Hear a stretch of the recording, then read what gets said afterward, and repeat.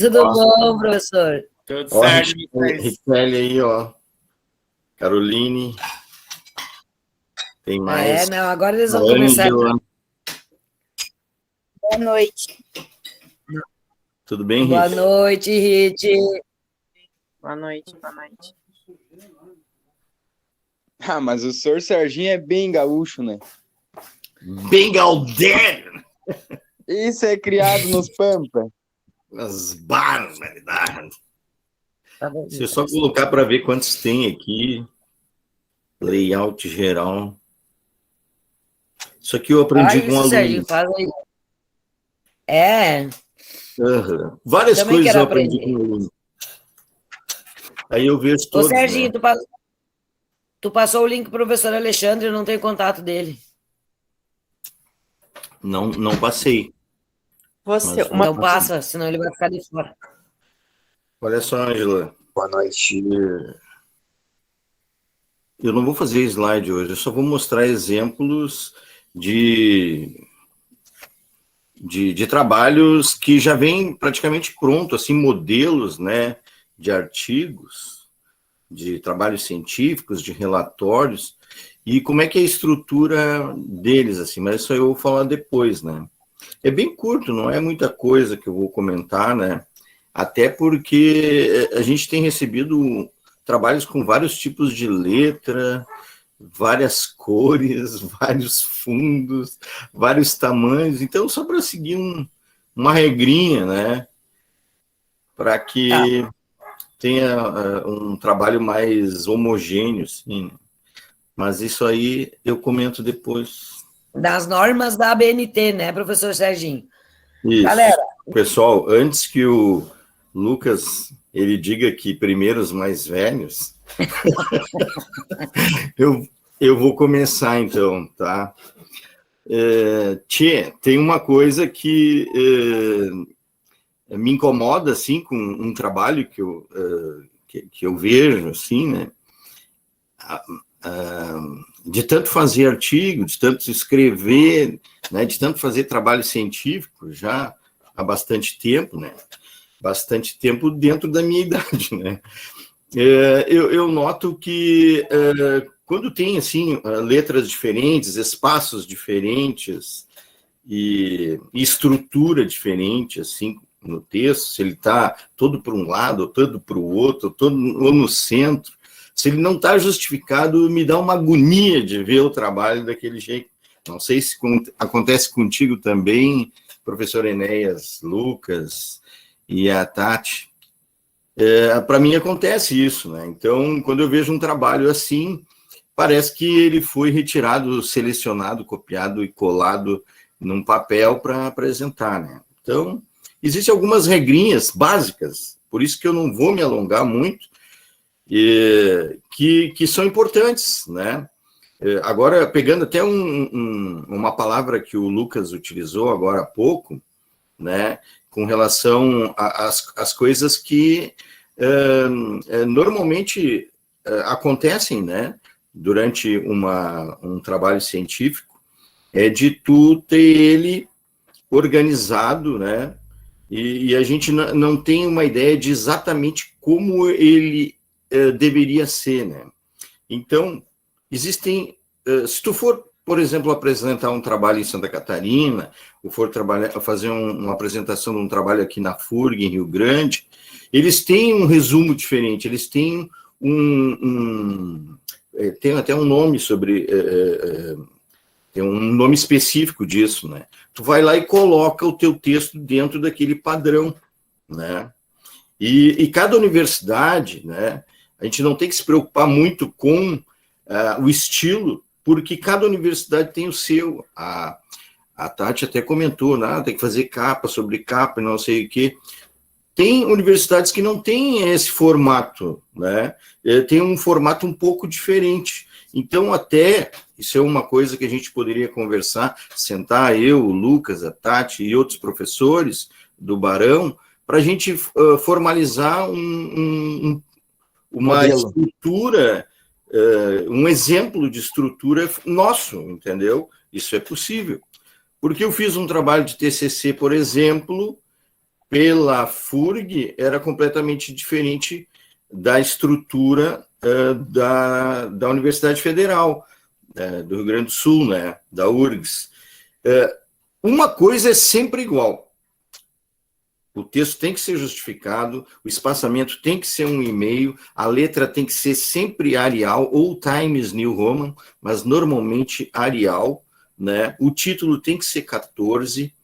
Então, essas coisinhas, na hora de desenvolver um texto científico, tu já tem que deixar nesses moldes, né? Então, eu tenho vários exemplos aqui que eu vou mostrar para vocês, né, apresentar para vocês, mas isso aqui que tem que ficar na cabeça na hora de montar o texto, já deixar ele justificado, já deixar espaçamento 1,5, a letrinha tem que ser tamanho 12, eu uso sempre Arial, mas algumas instituições também aceitam o Times New Roman, o nome da fonte, né, e o título 14, e aí, claro, tem resumos, por exemplo, que são um pouco diferentes, mas todos eles são justificados. Não tem essa história de ficar a letrinha toda para a direita, ou a letrinha toda para a esquerda, ou toda no meio, ou então um texto todo num tamanho, outro texto todo no outro tamanho, e fica uma coisa assim bem... parece propaganda ali da Magazine Luiza, não que não seja boa, mas aí é uma propaganda, né? Então tu estava mudando de letras ali para chamar atenção, né? Mas o trabalho científico, ele teria esse formato. Tem trabalhos científicos que eles não exigem deixa eu travar. A margem, e que tamanho que é, a Eduarda perguntou, e a letra é Arial, certo? Isso. Tá. Deixa eu apresentar para vocês aqui. Aí eu já vou pegar um só para mostrar o que eu quero dizer. Tem alguns trabalhos que não exigem... Seria mais fácil a gente fazer todo o trabalho depois, na hora de concluir, começar a botar ele dentro dessas formas? Ou já começar a escrever dentro da forma? Os demais colegas já ir fazendo dentro do formato, viu? Pois depois realmente a gente já está, de certa forma, cansado, né? E aí acaba envolvendo uma dificuldade muito maior. Vocês vão ver que até mesmo para a formulação do texto fica melhor escrever tanto em Arial 12, mas isso é polêmico, o professor vai estar falando, como está escrevendo com o espaçamento de 1,5 e justificado. Eu concordo com o professor Lucas quando ele diz que vocês já vão fazendo, porque eu acho bem mais prático, galera. Conforme vocês vão escrevendo esses dias, o que a gente fez essa semana? A gente definiu o nosso título, né? Vocês aprenderam a fazer o título, que para fazer o título vocês tinham que olhar a definição do problema, vocês tinham que olhar o tema e o assunto, e aí criar um título criativo. Então, a gente colocou, né, a gente fez o título, já, né, onde já coloca ali no tamanho da letra, que é 14, né, Serginho? E já faz justificado, quer dizer, o título não é central, né? O título é central ou é justificado, Serginho? Não, o título é centralizado, isso mesmo. Centralizado, isto, né? Então, o título centralizado... É que eu não tô enxergando vocês aí, mas aqui, ó, isso aqui é um exemplo de um trabalho que foi feito lá para a FURG, né? Então, eles exigiram que o trabalho ficasse nesse estilo aqui, né? E tu vê, é um resumo, né? Mas é um trabalho científico. E eles pediram para fazer nesse formato, né? Então, a introdução, metodologia, resultado, aquilo ali tudo em tamanho 14, né? Considerações finais, as referências, né? E ali, ó, aqui eles também dizem a quantidade de páginas, isso a gente poderia fazer também, né? Poderia fazer um trabalho como uma forma de resumo, para que não fosse tão extenuante assim para os alunos, né? Que estão iniciando, poderia ser feito um trabalho bem mais curto, né?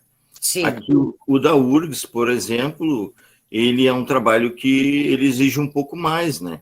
Então, ali, ó, o resumo, tu escreve ele até sem parágrafo, ali no início é tudo direto, né? O resumo. Depois, em inglês ali, né? O resumo em inglês.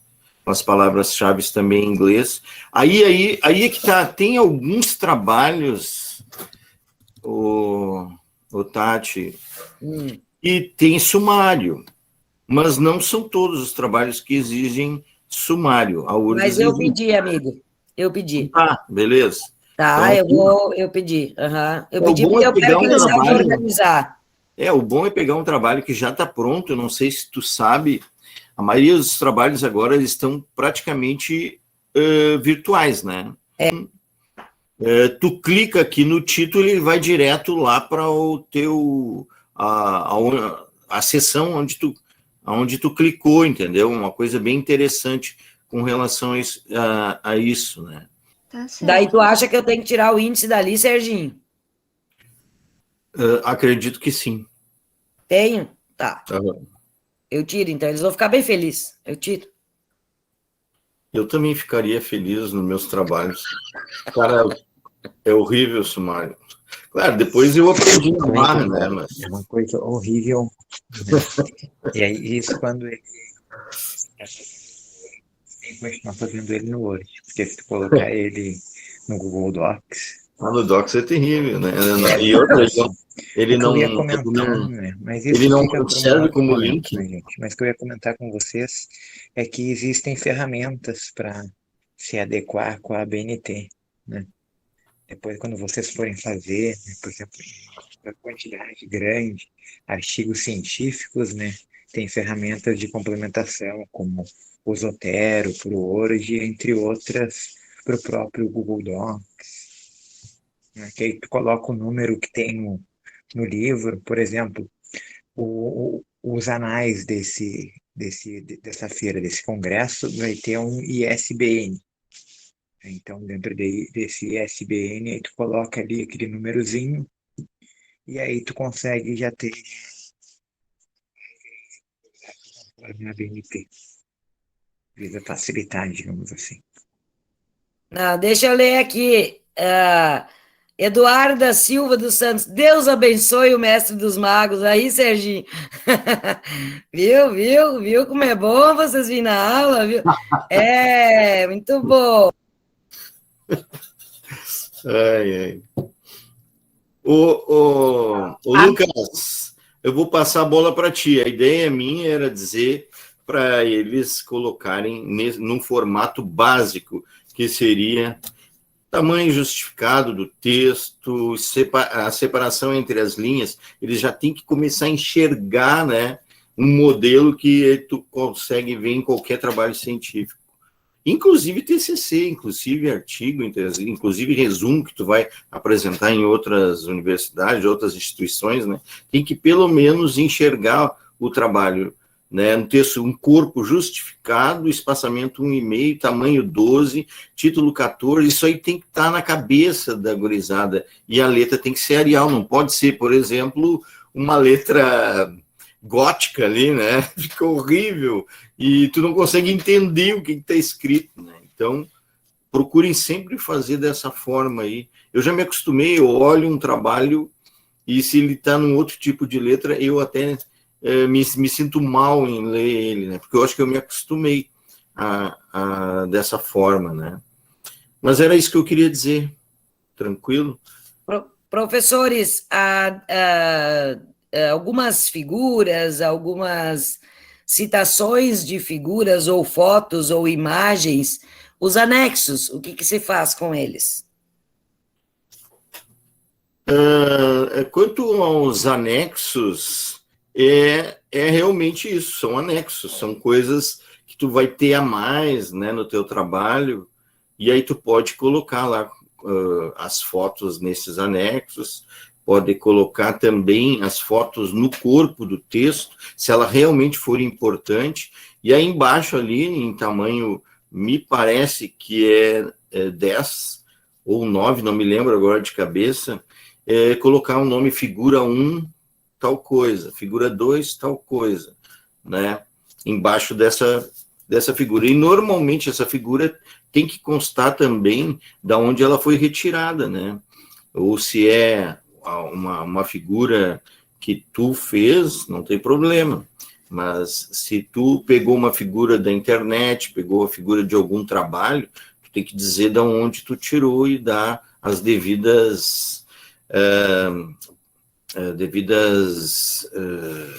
referências, né, com relação a essa figura, né?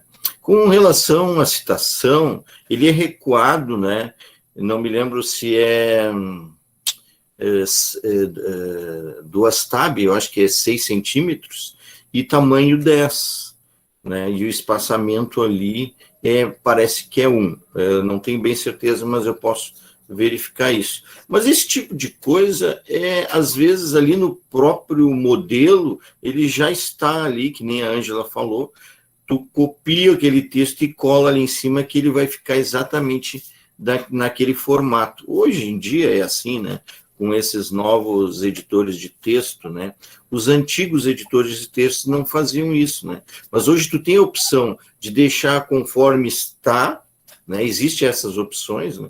Conforme está no modelo, ou tu pode colocar do jeito que tu quer ali, né? Então, isso aí a gente poderia fazer um modelo, Tati, aí eu repito para ti, a gente poderia sentar rapidinho ali, fazer um modelo para 3, 4 páginas, né? Não deixar um troço gigantesco, e em que a gente consiga estruturar ele da forma do Barão, uma forma que seja universal em termos de modelo, espaçamento em meio, tamanho da 12, Arial, justificado, título 14, mas outras estruturas ali a gente pode fazer conforme o Barão, né? E ser uma coisa mais rápida, tipo um resumo, né? Eu acho bem diferente. Isso a gente podia sentar e ver, né? Como fazer isso e deixar ele já montado para as crianças, os adolescentes, né? Colocarem ali o texto. Isso eles têm facilidade em fazer, né? Que nem a Ângela falou. Eu acho que iria ficar assim, eles iriam gostar bastante disso, né, Serginho? E iria ficar bem mais organizado e para nós corrigirmos ia ser muito melhor também, né? Eu acho que quem sofreu muito foi aqueles que faziam antes, né? Que não tinham todo esse aparato, né? Não, mas eu te garanto que eles vão utilizar tudo que eles fizeram antes. Deixa eu ler aqui um pouquinho aqui, ó. Deus abençoe o mestre dos magos. Amém, diz a Ritiele, rindo. A Ritiele Felipe, contemplem o mago dos seus poderes. Olha que legal, contemplem o mago dos seus poderes. O mestre que abençoe a Deus. Daí o professor Enéas, galera, botou ali também, usem imagens livres de direitos autorais, de preferência e, se possível. Colocou ali o link para vocês, né, o endereço, não sei o que é aquilo ali, né, o endereço. Do site, e contém figuras de direitos, livres de direitos, tá? Então, isso é bem importante, galera, porque já teve alunos me perguntando, professora, posso botar uma figura? Eu só digo assim, ó, se é tua, pode, se não é, não sei. Daí e a foto, né, a foto dos adolescentes é proibido também, né, a não ser que tu consiga um documento dos pais, né? Exato, porque eles estão fazendo entre eles. Isso. Menores de 18 anos, né? Exatamente. Teríamos até que fazer um documento para eles poderem pedir para os pais, né? Mas não, esse ano a gente não vai fazer. Eu sei que nos meus trabalhos, tanto do mestrado quanto da especialização em matemática, eu fiz com a gurizada do Barão, né? Então, eu botei uma mancha, assim, na cara, no rosto deles, né? Tipo uma coisa, assim, tapando o rosto para não ter problema nenhum, né? Porque senão eu teria que ter um trabalhão, né? Para procurar a assinatura de todos eles, né? Mas estão lá, né?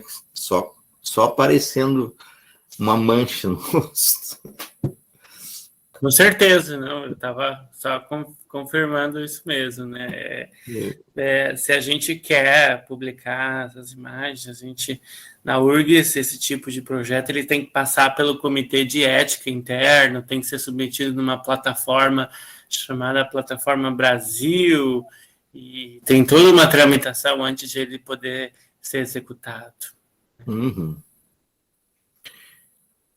Então tá, Lucas, passei a bola para ti.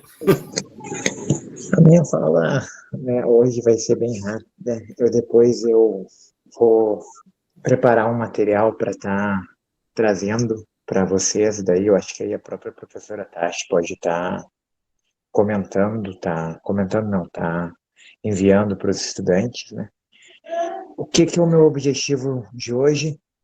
É fundamentalmente dizer que pesquisa não é só pesquisa quantitativa, né? Não é só pesquisa que envolve um questionário rígido, fechado. Pesquisa também pode ocorrer pesquisa qualitativa. Hoje, então, a gente pode ir para uma entrevista, e uma entrevista até mesmo semi-estruturada, sem ter perguntas definidas de forma rígida também, né? E então a gente vai estar muito mais preocupado com a qualidade, digamos assim, das informações do que com a quantidade. Então, teria essas questões para colocar para vocês, né? Isso envolve também muito uma relação ligada às ciências sociais, né? Acho que isso tem a ver, e principalmente nos estudos da educação, hoje se tem cada vez mais discussões sobre isso, né? Acho que existe pesquisa quantitativa, existe pesquisa qualitativa e existe também a pesquisa quali e quant, né? Isso eu vou estar depois enviando material para vocês para estar relacionando isso de forma mais profunda. Existe também, gente, vários tipos de pesquisa qualitativa, né? E assim, ó, entre eles, eu separei alguns para estar dizendo para vocês. A gente tem, por exemplo, pesquisa bibliográfica. Tem, por exemplo, eu sei que a prioridade da professora Tati é que vocês vão a campo, e eu concordo com isso, né? Até digo que pena que vocês estão tendo, quem está no meio da pandemia, que vocês não vão poder ter o contato direto com as pessoas, com quem vocês estão pesquisando, a partir do objeto de estudo de vocês. Até vou falar uma fala polêmica que eu não sei se o professor Enéas e o professor Serginho vão concordar comigo. Para mim, não é a mesma coisa. Mas para a primeira experiência serve. Até para o controle de dados que a gente vai estar coletando, né? A gente, em geral, a gente acaba tendo algo mais rígido. E online, um formulário, dificilmente a gente vai sair da nossa bolha. Não sei se tem algo para estar comentando.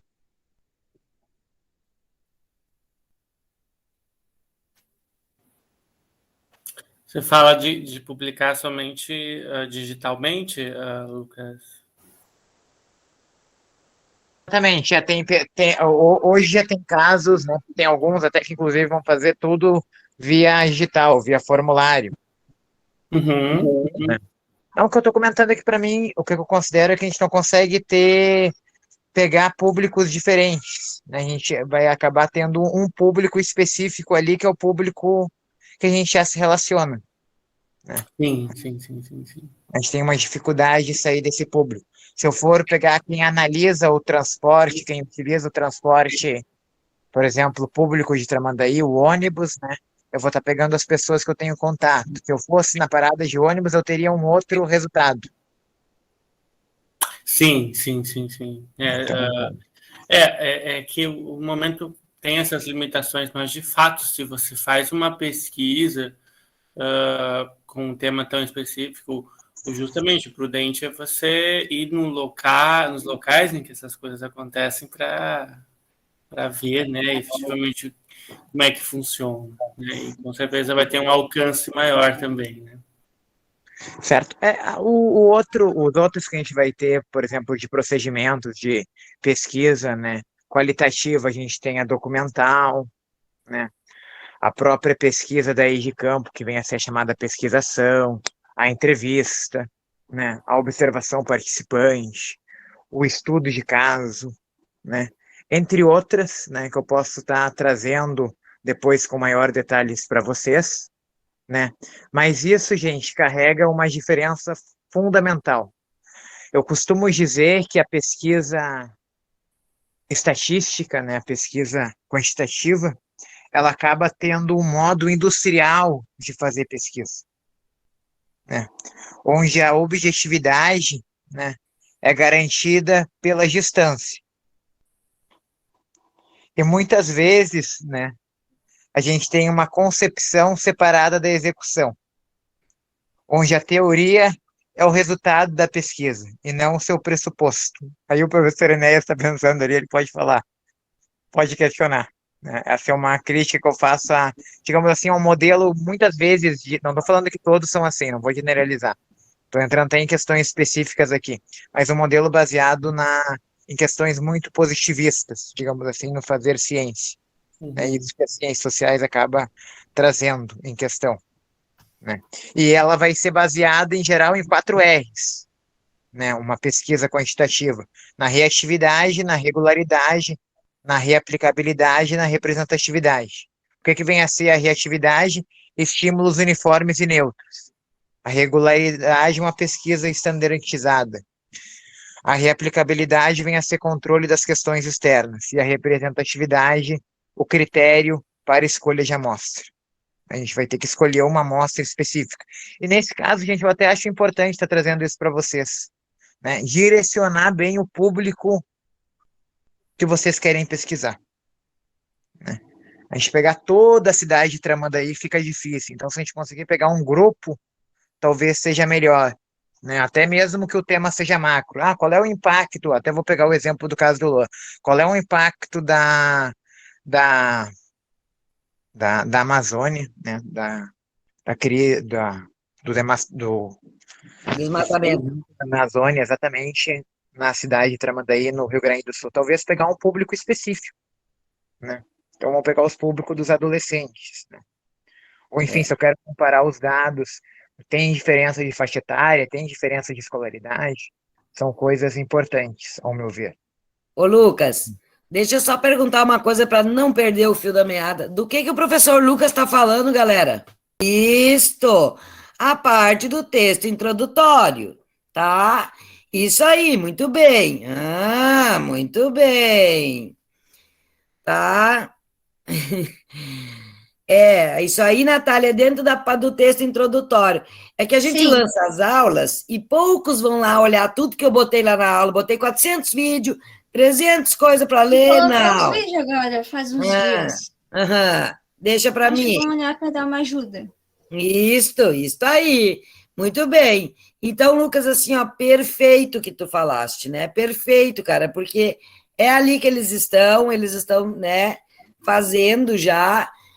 Depois, no finalzinho ali, depois que tu terminar de apresentar, eu vou te apresentar o que é o PPP, cara. Que nem para meus colegas eu passei ainda. Mas eu tenho que mandar, só o Serginho já viu. O que é o PPP? Não, eu já disse para vocês não me saem falando aí, por aí em PPP, que isso não existe. Só existe o PPP. No universo escolar, né, para mim, PPP, quando eles falaram a primeira vez, PPP é projeto político-pedagógico. Político-pedagógico. Mas eu copiei dali, amigo. Eu só botei pré-projeto de pesquisa. Tá, então tá, Lucas. Pode falar. Não, mas seria mais essa questão, né? Eu acho que tem que ressaltar que a metodologia, eu acho que ela também entra junto. E, obviamente, a gente não vai poder estar entrando nessa questão agora, por ser algo introdutório, de introdução à pesquisa, mas ela tem a fundamentação teórica está relacionada com a metodologia que eu vou utilizar. É importante ressaltar isso, né? E também conforme a minha visão de mundo, eu posso também estar utilizando um tipo de pesquisa ou um outro tipo de pesquisa. Eu separo o meu objeto de pesquisa ou eu faço uma relação entre sujeito e sujeito, mas isso é coisa para outro momento, talvez em algum dia na aula de sociologia até o final do ano o professor comente sobre isso com vocês, que é algo muito mais profundo e que envolve a questão relacionada à natureza do conhecimento, né? E como que a gente vai trabalhar com o nosso objeto de pesquisa. A gente vai trabalhar ele de forma comprometida ou algo separado, né? E é isso que as ciências sociais traz. Cientes, e essa que é uma diferença se a gente for comparar, pelo menos ao meu ver, com as ciências da natureza e com as ciências sociais. As ciências da natureza a gente pode controlar o nosso objeto de pesquisa dentro de um laboratório, né? Enquanto que nas ciências sociais, quem vai fazer estudos relacionados à opinião, à motivação, ao sentido, a gente não tem um laboratório, né? A gente tem um campo, né, que tem a sua própria dinâmica. E essa dinâmica do campo está relacionada aos processos sociais, né? E nesse aspecto acaba sendo muito interessante. E assim, uma das metodologias que eu mais gosto, né, é a chamada etnografia, né, que é bem dizer, o pesquisador vai para dentro do campo, né, e vai estar então fazendo os seus estudos lá. Seria isso, gente. Depois eu envio para a professora Tati, era muito mais algo introdutório para vocês, para mostrar para vocês que existem outros tipos também. Não só um modelo.